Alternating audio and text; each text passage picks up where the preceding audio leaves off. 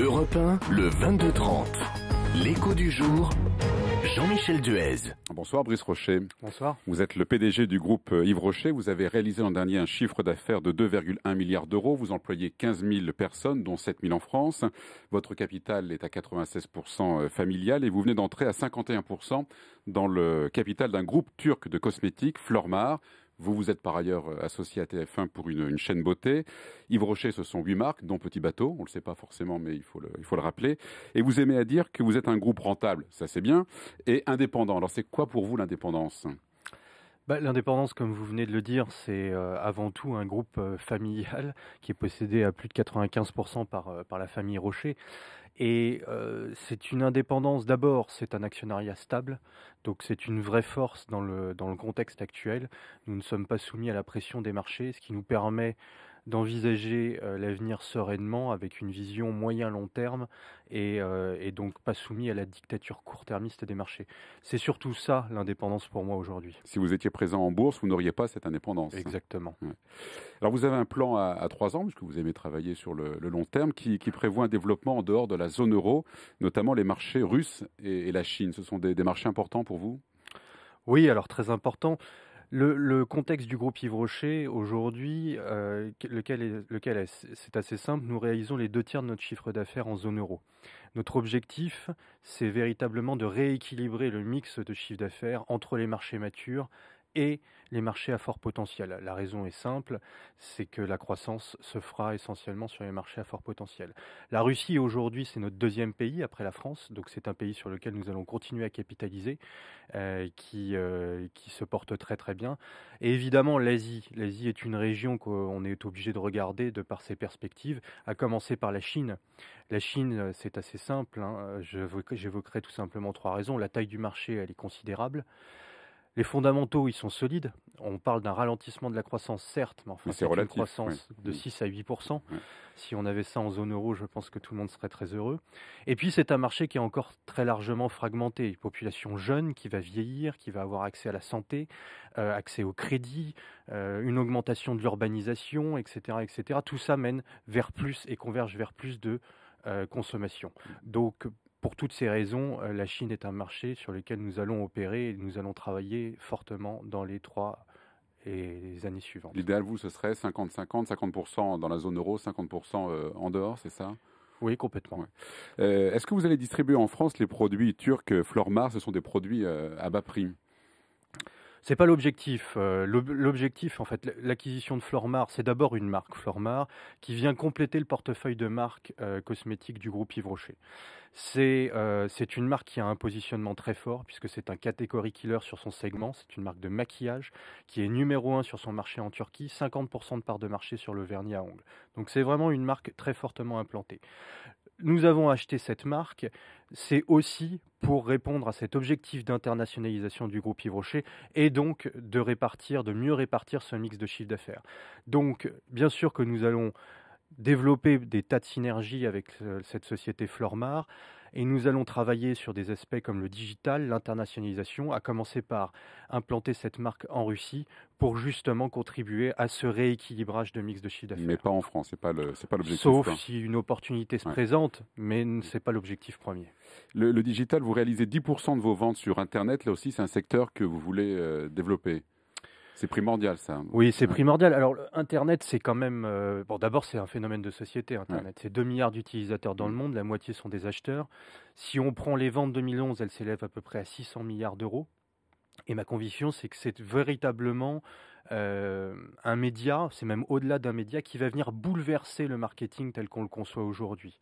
Ça va venir affecter la connaissance client très fortement. C'est un marketing qui va devenir de plus en plus automatisé, piloté par des algorithmes qui vont venir optimiser la connaissance client et donc l'interaction entre la marque et le consommateur et in fine l'expérience consommateur. Et donc nous, c'est évidemment un axe stratégique très fort pour nous, le digital, qui va se reposer sur 2 fondamentaux. Un univers d'expérience et de service pour faire vivre à la consommatrice l'originalité de nos marques. Et 2, quand même aussi un levier de changement qui va venir optimiser la collaboration, l'efficacité et l'innovation au sein du groupe Yves Rocher. Quel est votre objectif alors, de pourcentage sur Internet? L'idéal, ce serait quoi pour vous? Et je vais vous dire, Internet pour moi, alors je pense qu'il faut distinguer 3 termes: e-commerce, Internet et digital. E-commerce, c'est un canal de distribution sur lequel on fait de la vente. Internet, c'est de l'e-commerce plus un média. Et le digital, c'est tout cela, plus ce que je viens de dire, un levier de changement qui va venir optimiser sans cesse nos façons de faire.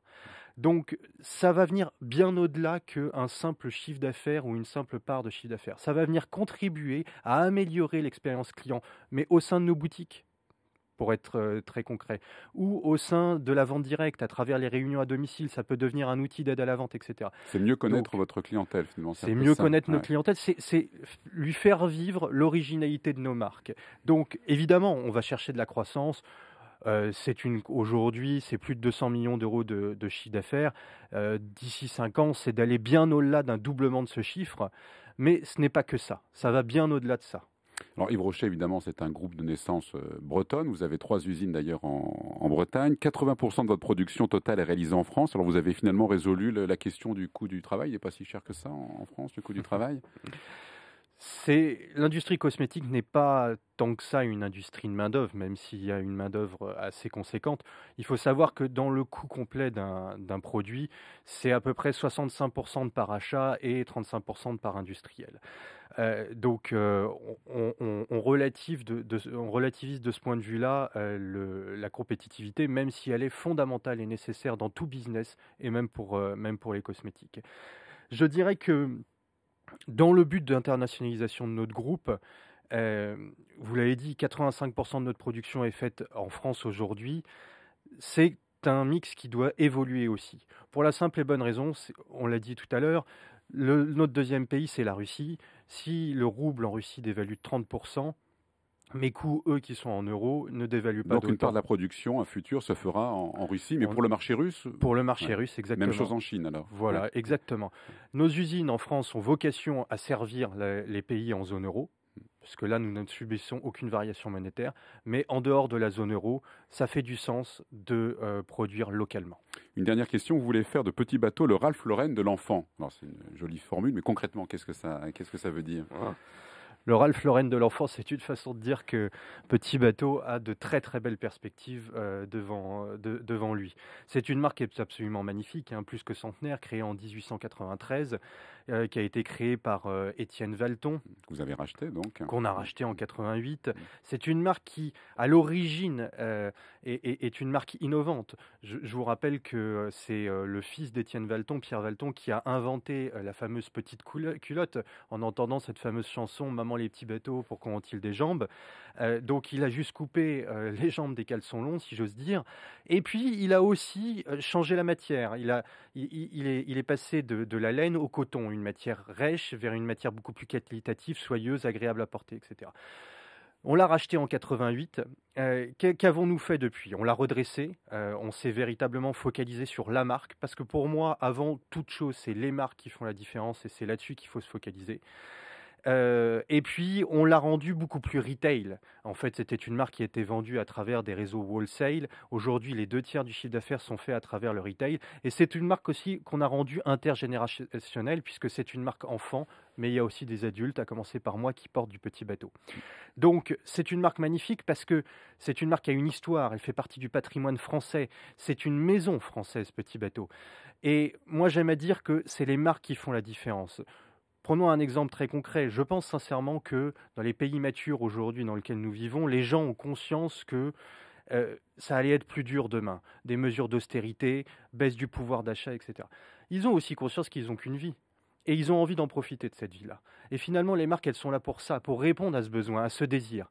Donc, les gens savent que ce sera plus difficile demain. Ils feront des choix. Ils consommeront moins, mais ils continueront de consommer. Et ils choisiront des marques par rapport à d'autres marques. Si je prends un exemple très concret, vous prenez un MP3. Il n'y a rien de plus basique qu'un MP3. Certains MP3 vont stocker plus de musique que d'autres, et d'autres MP3 coûteront moins cher que d'autres. Certes, mais un MP3, c'est un produit de base. L'iPod est une marque. est une marque que vous avez envie de consommer.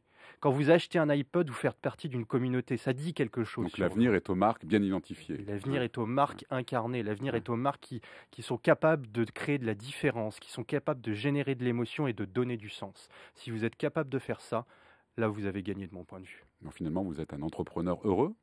Je suis ravi. Bon, merci Brice Rocher. Je vous remercie.